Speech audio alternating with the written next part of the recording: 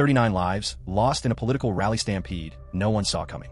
Everyone thinks it's someone else's fault. Was it the leader, the organizers, the government, or the very people who chose to follow blindly? The truth is darker than you think, and it's a story most will never tell. If you think this was just an accident, think again. Subscribe and watch till the end, because every choice that day changed lives forever. This is the story of Karur, a town that witnessed hope and horror collide. Tens of thousands gathered to see Vijay, carried by faith and devotion. And in the moments that followed, every choice, every step, changed lives forever. On 27th September 2025, actor-turned-politician Vijay, one of India's biggest stars, was set to address his people.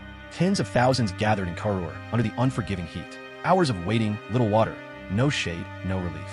Children on shoulders, mothers clutching infants, fathers pushing through the crowd. An ocean of anticipation. And then, after 6 long hours, Vijay arrived. The crowd roared. But in that roar came the rush. A single push, a stumble, and then a chain reaction. Thousands pressed forward, each step crushing those beneath. Cries turned to chaos. Hope turned to horror. By the end of that evening, 39 lives were lost. Dozens more were left battling for survival. Families torn apart. A rally meant to inspire became a graveyard of broken dreams. When such a tragedy strikes, society first shows sympathy, then it searches for someone to blame. So, who must answer for this tragedy? Who carries the weight of these 39 lives? The leaders and organizers had one job: to keep everyone safe. Making sure there were enough exits, water, medical help, and space to move was not optional. When devotion turns into danger, the responsibility starts with them. The government is meant to protect its people, but sometimes politics gets in the way. Large gatherings can be risky, and when a tragedy happens, inaction may serve hidden agendas, weakening rivals, creating sympathy, or diverting attention from other issues. At Karur, the lines between safety and political advantage were blurred. Barricades were weak, emergency help was scarce, and warnings were ignored. The result? Lives lost.